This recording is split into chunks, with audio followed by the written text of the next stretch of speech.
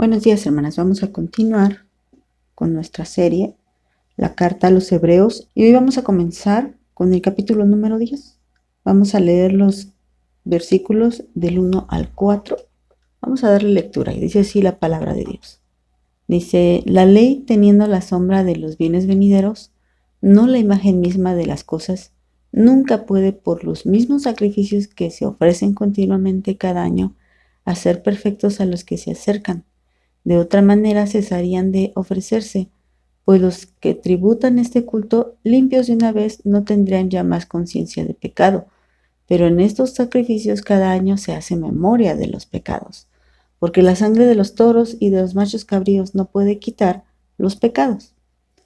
Vamos a recordar un poquito que en el tema anterior hablamos de cómo Cristo había hecho un sacrificio de su propio cuerpo una sola vez para siempre. También hablamos de ese principio que está establecido sobre nosotros, sobre los seres humanos, que es el morir una sola vez y luego ser enjuiciados. Por eso Cristo muere solo una sola vez.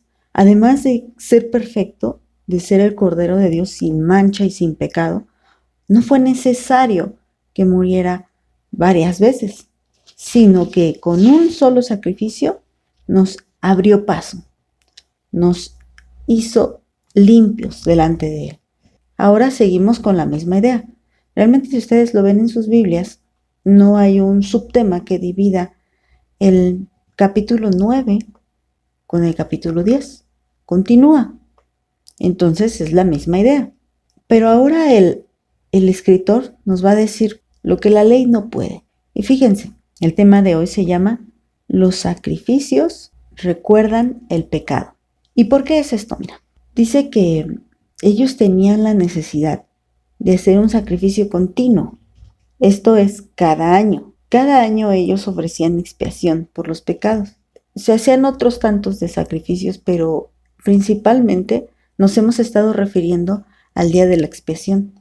Este solamente se hacía cada año y el sumo sacerdote lo ofrecía efectivamente solo una vez al año, y es cuando él podía entrar al lugar santísimo, mientras él no podía entrar para nada. En todo el año, no, hasta que llegara el día de la expiación. Entonces dice que si realmente estos sacrificios nos hicieran perfectos, ¿no? O si estos sacrificios pudieran quitar el pecado, pues ¿cuál es la necesidad de que se repitan? Si un remedio es tan bueno y puede curar, lo voy a decir, no quitar síntomas, sino curar una enfermedad, ¿por qué la necesidad de seguir tomando ese remedio? ¿O por qué la necesidad de seguir tomando ese medicamento o llevando ese tratamiento? Nosotros tenemos una enfermedad que ya hemos visto, la estuvimos analizando también en el tema anterior.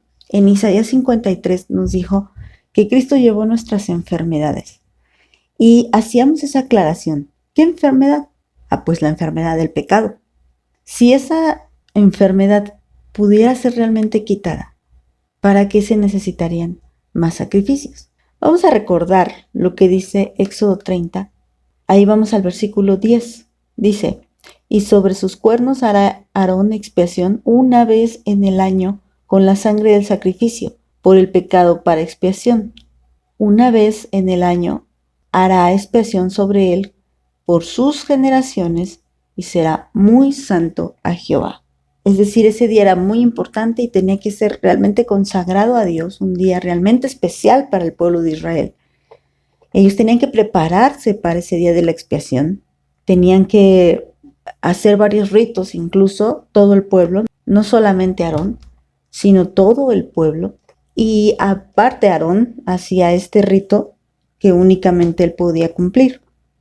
Pero no era suficiente, porque había algo que crees que para el siguiente año, otra vez ellos serán conscientes de pecado.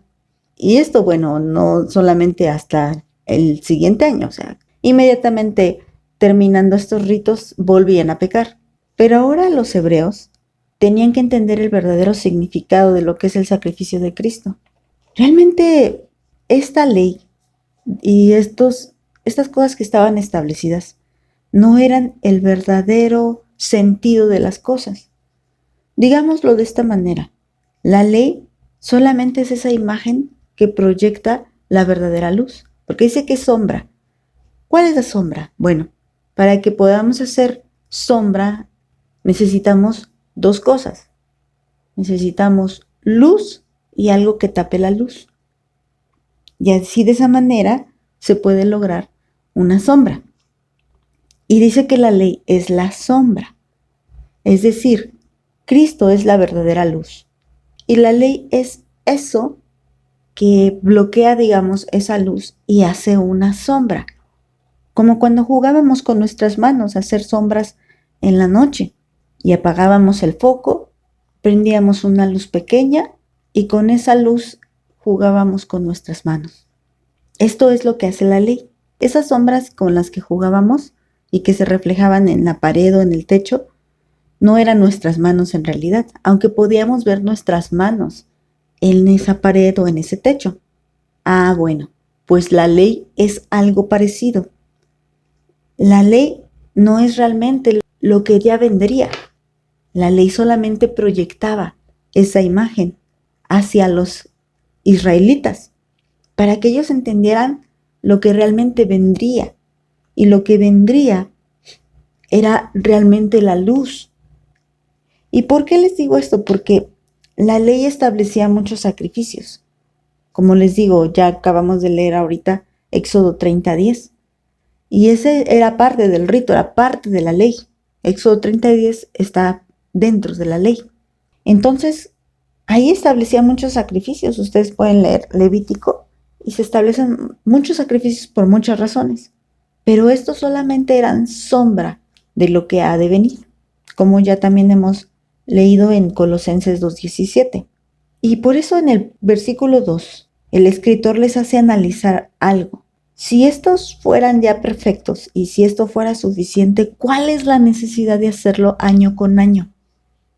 La necesidad de hacerlo año con año es que realmente estos sacrificios no pueden quitar por completo el pecado.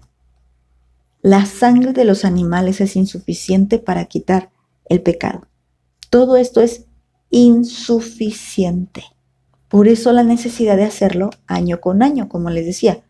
Bueno, si yo tengo una enfermedad que es crónica y lo único que hacen es darme pues un tratamiento para tratar de evitar los síntomas y las complicaciones, bueno, me voy a tener que tomar ese tratamiento de por vida, lo cual pasa con los enfermos de hipertensión o de diabetes o algunas otras enfermedades crónicas.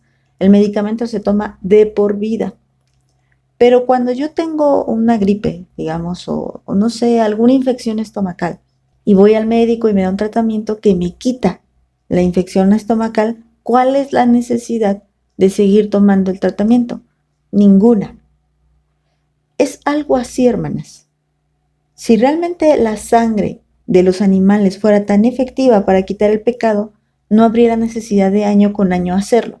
Pero como no es efectiva, dice el versículo 4, que no es posible. No pueden quitar por completo el pecado de Israel. Y tampoco de nosotros, pero estoy diciendo Israel porque a ellos se refería. Entonces, ¿para qué sirve la ley? Si no sirve para quitar el pecado. Bueno, nos dice el versículo 3 que realmente estos ritos lo único que hacen es hacer consciente de pecado a la gente. Y también era necesario. Es necesario que la gente se haga consciente de su pecado para que nosotros entendamos y aceptemos el sacrificio de nuestro Señor Jesucristo. Necesitamos ser conscientes de que somos pecadores.